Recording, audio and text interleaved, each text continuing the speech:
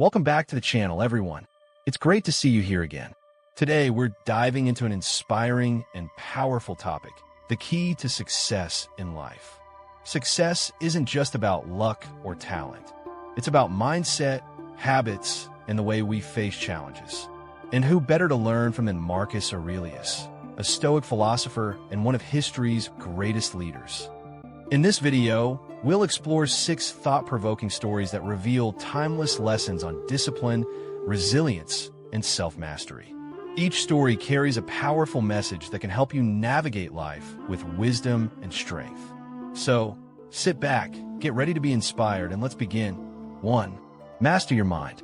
In the heart of a bustling city, amidst towering skyscrapers and the ceaseless hum of traffic, lived a young woman named Anya.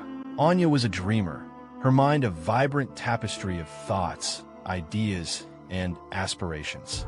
Yet, her dreams often remained just that, dreams. Her mind, instead of being a garden of blossoming potential, was a tangled wilderness of doubts, fears, and insecurities. One day, while wandering through a quiet park, Anya stumbled upon an old, weathered bench. Sitting there was an elderly man, his eyes twinkling with wisdom. Intrigued, Anya sat beside him, and they fell into a deep conversation. The man, sensing Anya's inner turmoil, shared a simple yet profound truth. The mind is a garden, and you are its gardener. You have the power to cultivate it, to nurture the seeds of your dreams, and to weed out the doubts that hold you back. Anya was taken aback. She had never thought of her mind in such a way. The man continued, "Just as a garden requires constant care, so does your mind. You must tend to it with mindfulness, patience, and unwavering belief in your own potential." Inspired by the old man's words, Anya decided to take charge of her mental garden. She began to meditate, learning to quiet the noise of her inner critic. She practiced gratitude, focusing on the abundance of blessings in her life. She replaced negative self-talk with affirmations of her strength and capabilities. Slowly but surely, Anya's mind began to transform. The weeds of doubt withered away, making space for the vibrant flowers of self-belief. Her dreams, once distant and hazy, now seemed within reach. She discovered a newfound sense of clarity, focus, and inner peace. Anya realized that mastering her mind was not about suppressing her thoughts or emotions, but about cultivating a healthy relationship with them. It was about choosing to focus on the positive, to learn from the negative, and to embrace the present moment with acceptance and gratitude. As Anya's mind blossomed, so did her life. She pursued her passions with renewed vigor, her confidence radiating outwards. She found joy in the simple things, and her relationships deepened with authenticity and compassion. One day, Anya returned to the park, hoping to find the old man and thank him for his wisdom. But he was nowhere to be seen. Anya smiled, realizing that the old man's message was not just for her, but for everyone. The power to master one's mind was a gift available to all, a garden waiting to be cultivated. 2. Focus on what you can control. In a quaint village nestled amidst rolling hills, there lived a renowned sculptor named Elias. His hands, weathered and calloused, possessed the uncanny ability to breathe life into cold, lifeless stone. People from far and wide sought his counsel, not just for his artistry, but for the profound wisdom he carried within him. One day, a young, ambitious man named Theo approached Elias, his face etched with worry. "Master," he pleaded, "my life is in disarray. I have dreams, aspirations, but the world seems to conspire against me.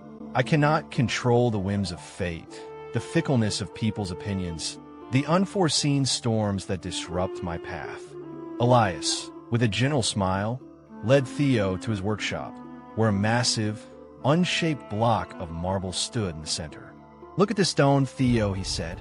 "It is a blank canvas, a world of possibilities waiting to be unleashed. But it is also resistant, unyielding, a challenge to my skill." Theo, puzzled, replied, "But master, the stone is merely a tool for your art. It is you who shapes it, who dictates its form." Elias nodded. Toxicity, how the stone represents the world, with all its chaos and unpredictability. You cannot control the stone's inherent nature, its hardness, its imperfections. But you can control your chisel, your hammer, your vision. You can choose how to approach it, what to carve from it, what story to tell. Theo's eyes widened with understanding. So, you mean I cannot control the world, but I can control how I respond to it? Exactly, Elias affirmed. The world will throw its storms, its doubts, its obstacles. But you can choose to focus on your own actions, your own efforts, your own inner strength. You can choose to carve your own path, to create your own masterpiece. Theo spent the following days observing Elias at work, mesmerized by the sculptor's unwavering focus, his patient strokes, his unwavering belief in the beauty hidden within the stone. He saw how Elias transformed the unyielding marble into breathtaking sculptures, each a testament to his unwavering control over his craft. Theo realized that life was not about controlling the uncontrollable, but about mastering the controllable. It was about focusing on his own actions, his own choices, his own mindset. He learned to let go of the anxieties that plagued him, the worries about things beyond his grasp. Instead, he channeled his energy into honing his skills, nurturing his relationships, and pursuing his dreams with unwavering determination. As Theo left Elias's workshop, he carried with him not just the wisdom of the sculptor, but the sculptor's chisel, a symbol of his newfound ability to shape his own destiny, to carve his own path amidst the chaos of life. 3. Embrace hardship as training. In a small village nestled at the foot of a towering mountain, there lived a renowned potter named Alara. Her hands, weathered and wise, possessed the uncanny ability to transform ordinary clay into breathtaking works of art. However, Alara's most prized possession was not her exquisite creations, but a cracked and misshapen pot that sat on her windowsill. One day, a young, aspiring potter named Liam visited Alara's workshop, his eyes wide with admiration. He noticed the cracked pot and, with a hint of curiosity, asked, "Master, why do you keep such an imperfect piece? Surely, you could create something far more beautiful." Alara smiled gently and picked up the pot, her fingers tracing the cracks that ran across its surface. "This pot, Liam," she began, "is not a symbol of imperfection, but of resilience. It is a testament to the power of embracing hardship as training." Liam, puzzled, asked, "But how can a cracked pot teach us about resilience?" Alara recounted the story of the pot's creation. "When I first molded this clay, it was smooth and pliable, promising to become a masterpiece. But as it dried, cracks began to appear, threatening to shatter its form. I could have discarded it, deemed it a failure. However, I chose to see these cracks not as flaws, but as opportunities." "Opportunities?" Liam echoed, his brow furrowed. "Yes," Alara affirmed. "I carefully filled the cracks with gold, transforming them into shimmering lines that accentuated the pot's unique beauty. The cracks, once symbols of weakness, became marks of strength, testaments to the pot's ability to withstand adversity." Liam's eyes widened with understanding. "So, you mean hardship is not something to be feared, but something to be embraced?" "Precisely," Alara replied. "Just like this pot, we all encounter cracks in our lives, setbacks, failures, losses. But it is how we respond to these cracks that defines our character. We can choose to let them break us, or we can choose to fill them with strength, resilience, and wisdom." Liam spent the following days observing Alara at work, mesmerized by her unwavering focus, her patient hands, her ability to transform ordinary clay into extraordinary art. He saw how she embraced the challenges of her craft, how she learned from every mistake, how she turned every setback into an opportunity for growth. As Liam prepared to leave Alara's workshop, he glanced back at the cracked pot, now gleaming with golden lines. He realized that life was not about avoiding hardship, but about embracing it as a teacher, a mentor, a guide.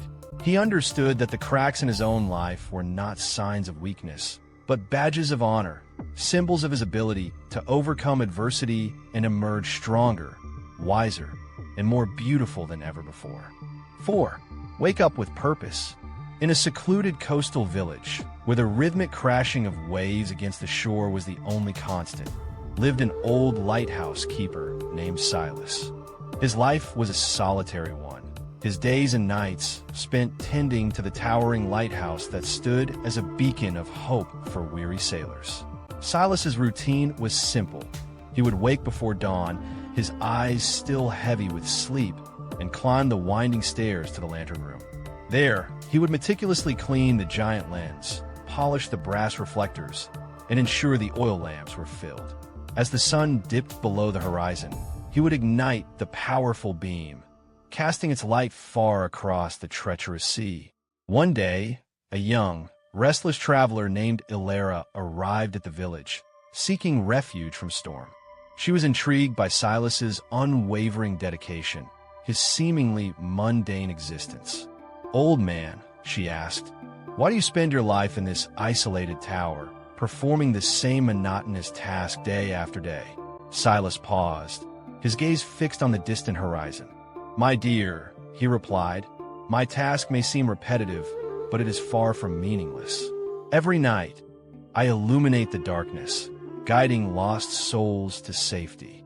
I give them a sense of direction, a reason to persevere. My purpose is to be a beacon of hope, a constant in an ever-changing world." Ilara, still unconvinced, argued, "But surely there are others who can tend to the lighthouse. Your life could be filled with adventure, with excitement." Silas smiled gently. "Adventure and excitement are fleeting, my dear. True fulfillment lies in finding purpose, in knowing that your actions have a positive impact on the lives of others. My light may be small, but it shines brightly in the darkness, offering solace and guidance." As the days turned into nights, Ilara began to understand the depth of Silas's wisdom. She witnessed the gratitude of sailors who had been guided to safety by his light, the relief on their faces as they reached the harbor. She realized that purpose was not about grand gestures or fleeting moments of glory, but about the quiet, consistent act of making a difference. One evening, as Ilara prepared to leave the village, she climbed the stairs to the lantern room, where Silas stood, his silhouette framed by the glowing light. "Thank you, old man," she said, her voice filled with newfound understanding. "You have shown me that true purpose is not about chasing fleeting dreams, but about illuminating the darkness, guiding others to safety." Silas nodded, his eyes twinkling in the lamplight. "Remember, my dear," he said, "even the smallest light can pierce the deepest darkness. Wake up with purpose, and your life will shine brighter than any star." 5. Do not seek external validation. In the heart of a bustling city, amidst the clamor of voices and the relentless pursuit of recognition, lived a gifted sculptor named Anya. Her hands, imbued with an almost magical touch, could transform raw materials into breathtaking works of art. However, Anya's heart was burdened by a constant yearning for external validation. She craved the praise of critics, the admiration of the public, the recognition of her peers. Every stroke of her chisel, every curve of her clay, was meticulously crafted to please the eyes of others. She measured her worth by the applause she received, her talent by the accolades she garnered. One day, a mysterious art collector named Silas visited Anya's studio. He was a man of few words, his eyes holding a depth of wisdom that intrigued Anya. He observed her sculptures with a silent intensity, his gaze lingering on each piece as if searching for something beyond the surface. Finally, Silas spoke, his voice soft yet resonant.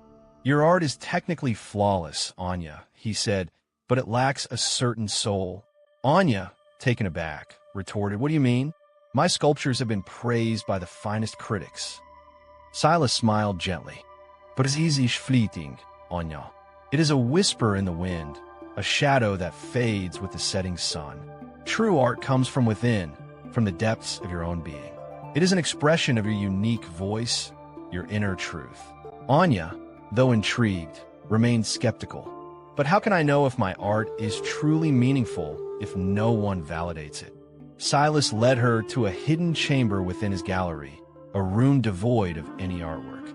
This, he said, is the silent gallery. It is a space where art is not judged by the eyes of others, but by the heart of the creator. Here, you are free to create without the burden of external validation. Anya spent days in the silent gallery, her hands moving instinctively, her heart guiding her every stroke. She created sculptures that spoke to her soul, that reflected her deepest emotions, her most profound experiences. She no longer sought to please others, but to express herself authentically. When she finally emerged from the silent gallery, Anya's sculptures were transformed. They were no longer mere technical masterpieces, but living, breathing expressions of her inner self. They resonated with a power that transcended the boundaries of language and culture. Silas, observing her newfound artistry, nodded approvingly. "You have found your voice, Anya," he said. "Your art now speaks not to the fleeting whims of the world, but to the eternal truths of the human spirit." Anya realized that true validation came not from the applause of others, but from the quiet satisfaction of creating something that was true to herself. She understood that her worth was not defined by external opinions, but by the authenticity of her own expression. 6. Live with integrity and purpose. In a secluded village nestled amidst rolling hills, there lived a weaver named Alara. Her hands, nimble and wise, possessed the uncanny ability to weave tapestries that told stories, not just with threads of vibrant colors, but with threads of truth. Alara's tapestries were not mere decorations. They were mirrors reflecting the inner lives of those who gazed upon them. They revealed the hidden desires, the unspoken fears, the secret joys that lay dormant within the human heart. One day, a young, ambitious merchant named Kale arrived at the village, seeking Alara's artistry. He desired a tapestry that would depict his success, his wealth, his influence. However, Kale's heart was not as pure as his outward appearance suggested. He had amassed his fortune through deceit and manipulation, his conscience stained with the shadows of his actions. Alara, sensing the dissonance between Kale's words and his inner truth, began to weave a tapestry that depicted not his desired image, but the reality of his soul. The tapestry revealed a man surrounded by material wealth, yet isolated by his own dishonesty.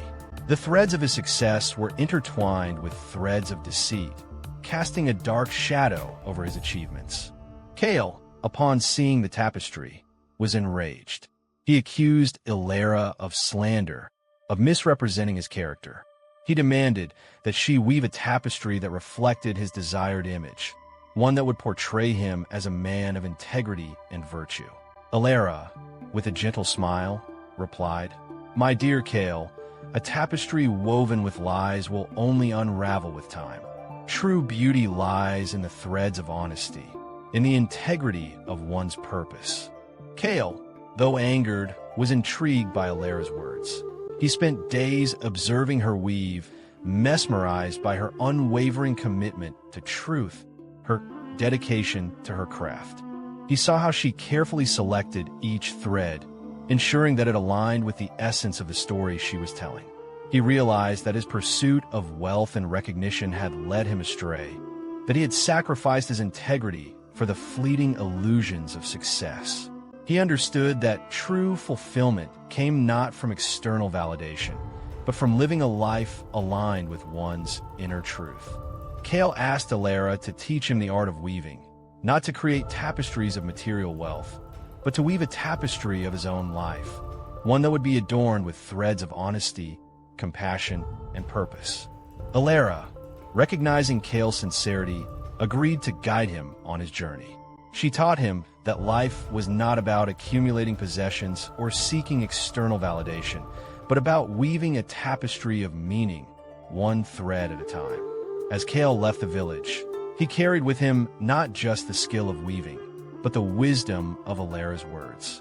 He understood that to live with integrity and purpose was to create a masterpiece that would endure, a tapestry that would reflect the beauty of his soul. And that wraps up today's video. I hope these 6 stories gave you valuable insights and inspiration to help you on your journey to success. Remember, true success isn't just about external achievements. It's about mastering yourself, staying disciplined, and focusing on what truly matters. If you enjoyed this video, don't forget to leave a like and subscribe to the channel for more content like this. Your support means a lot and helps us keep bringing you powerful stories and life lessons. Also, let me know in the comments which story resonated with you the most. Thanks for watching, and I'll see you in the next one.